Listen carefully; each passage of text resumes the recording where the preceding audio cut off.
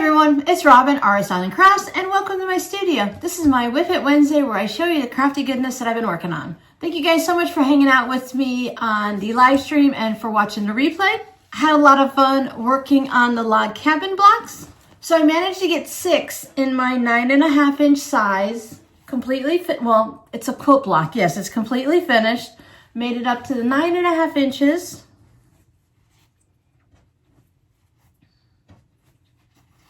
I'm going to be storing mine in one of these plastic scrapbooking bins. This is the 12.5 inch practice block that I did for the actual video tutorial. This way it stays nice and clean. I can lay them flat because it holds up to a 12.5 inch sheet of scrapbooking paper.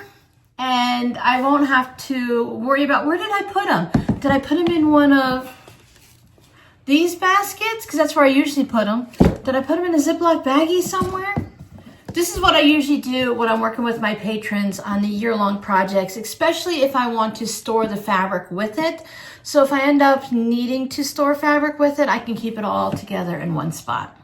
Now during the live stream, we did talk about the new puzzle table that I purchased as part of like a Christmas gift for my daughter. She likes to give me gift cards and then just lets me go wild and buy whatever I want because I wait for things to go on sale and I just use them throughout the year. So let me put a picture up here as I'm chatting of the table. I put the link to it over in the comments on the no longer live stream, so you can get the link if you're interested in checking it out. Put it all together twice because well, I'll take some of the blame, but the directions weren't really, there was just one little sheet of paper and the directions weren't the best. They mislabeled parts and they called like nuts screws, and it was fun. It didn't take long. It's only so many pieces to put together, but I managed to put 2 really important ones together because the table can tilt. And then they have these little bracket things that go underneath with the legs. And I put these little pieces, instead of putting them this way to tilt, I lined them up with the legs so that it couldn't tilt in any directions, but it works now. And as you can see, someone had mentioned using it as a portable design board. You could put a lot of little pieces on it or just for a quilt block. You couldn't do an entire quilt, obviously, but I put those blocks up to see how they look together. I'm liking the way they look. I love those bright, fun colors. I think it was last week that I mentioned that I did the new binding on the orange blocks. Here is the one that's going to be going in the shop. I put this green binding on it. I wasn't sure. I didn't want the black and white. I did want black and white, but then when I put the black and the white, I'm like, I don't know if I want black and white. I feel like it should have some green to balance off the stem. But when I put this kind of green, I didn't like it. So this is the green that I went with. I put the same green up there. It's one of those things, just the littlest thing. It's a small little mini quilt.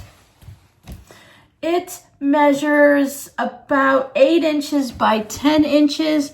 And really, so much fuss, Robin, just to figure out the binding. But there it is. It's all done. When I do a shop update at the end of January, this will be included. I also finished the other Flamingo Economy Block pillow cover. Now, I did make a matching one that I finished on one of the video tutorials, I think, on how to make a pillow cover or something like that. So this one is all finished. It has the zipper in the back. So there's a little zipper. There you can see inside. This has fusible fleece for the back pieces, and the front is actually a front batting, and then I just use this creamy material for the back. It's just a basic old creamy material. It always reminds me of like a sheets or something like that. So I made this one and I didn't even think, let me look at the other one to see if I should make them identical, because the first one I put binding on. I was wondering why I could not remember how to do this. Not that I couldn't remember how to make the pillow, but I kept thinking, am I doing this right? Why am I stumbling? Well, I'm stumbling because I put binding on this one. So this one can work as a wall hanging or as a pillow cover. It has the zipper, same thing in the back. But this one, maybe you don't like the binding. Maybe you just want to put a pillow cover on. I actually think I like this one a little bit better to go on a pillow. And this one can go on a wall or a pillow. You can put them both on the couch together. I think unless you're particular and they need to match. I don't know, they're both done, and they will be going in the shop for the end of January update also.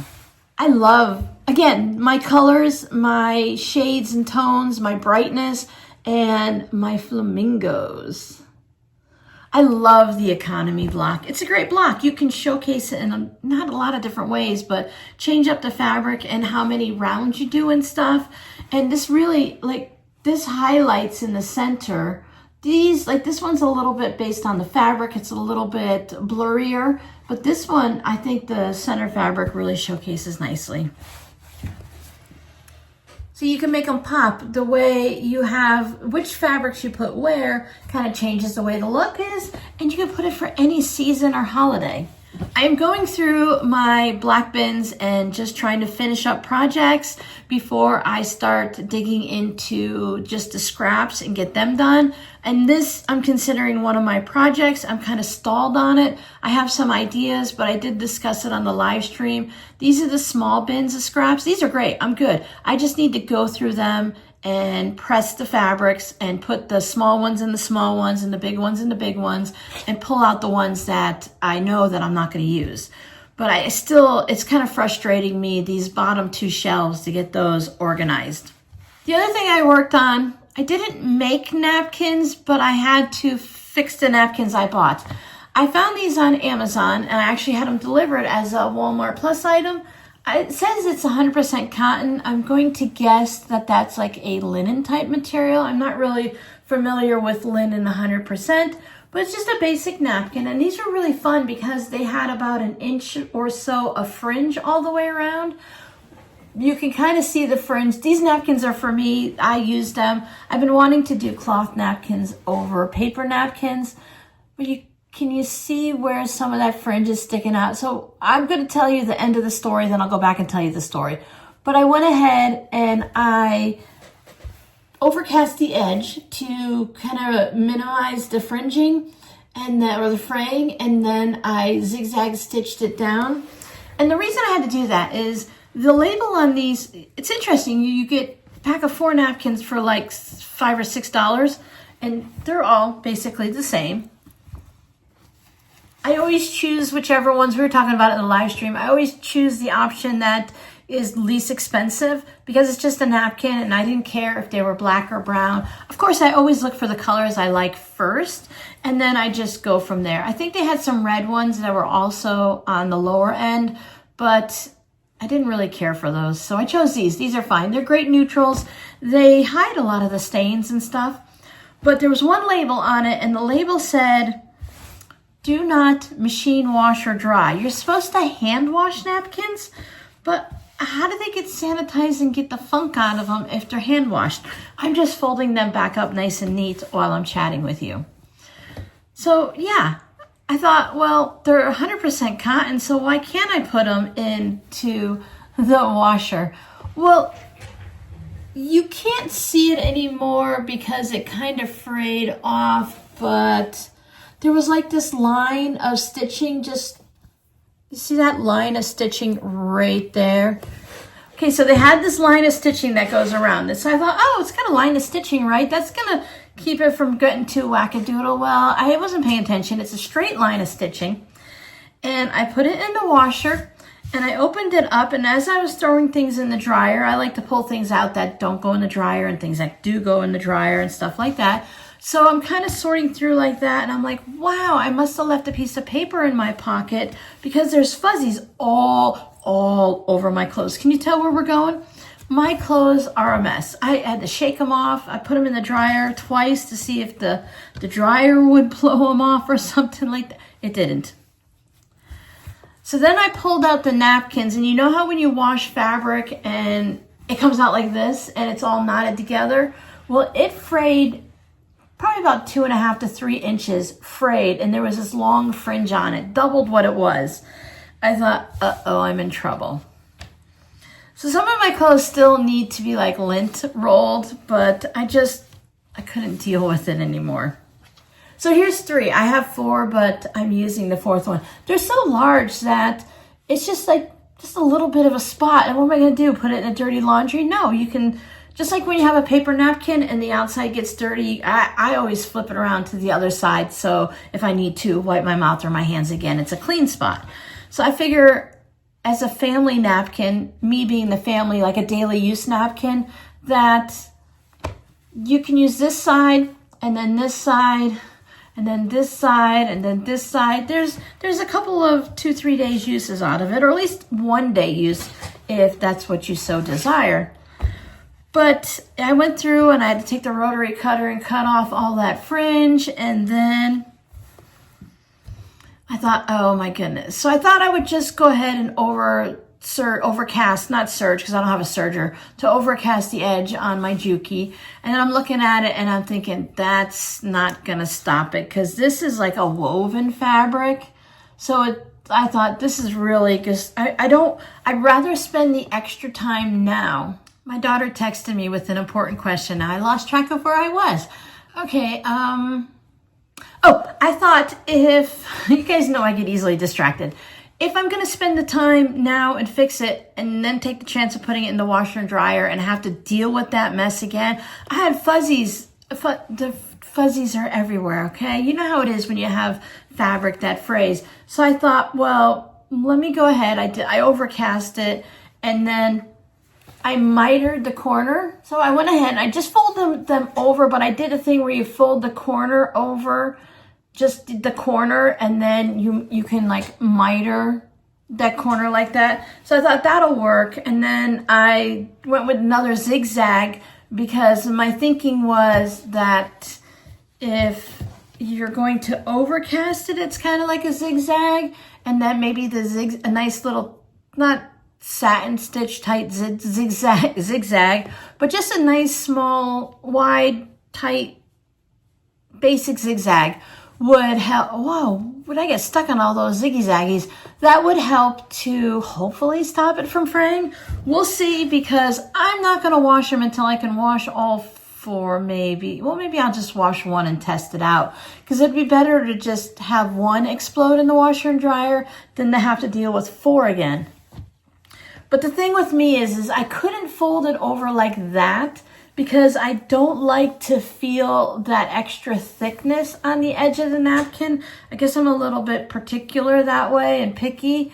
I just don't like to feel that thickness. And my machine, well, I'm sure it does a rolled hem. I think any machine can, but I don't have a rolled hem foot.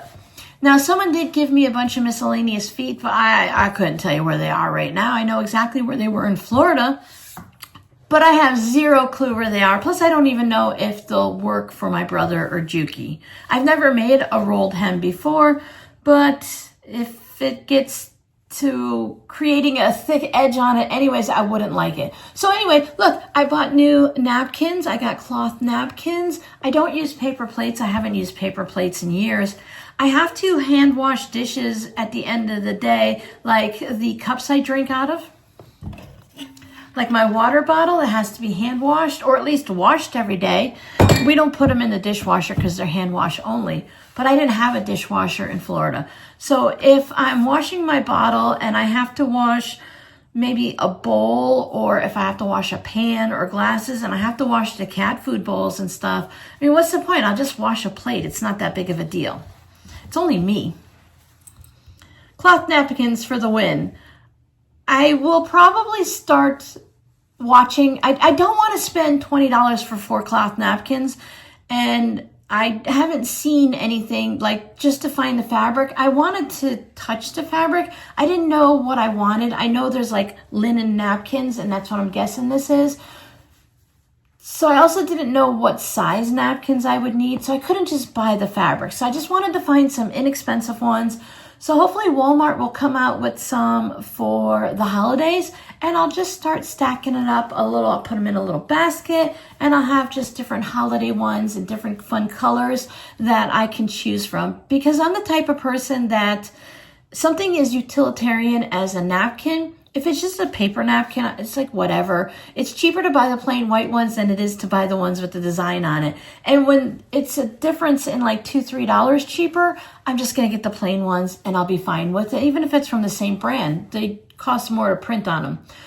But If I can buy inexpensive ones and have a variety of colors, something that's so utilitarian like this, having a Grinch one or a Christmas one, having one for Easter or different colors, it'll make me smile when I sit down and eat the same salad all day throughout the summer, but my napkin will be different.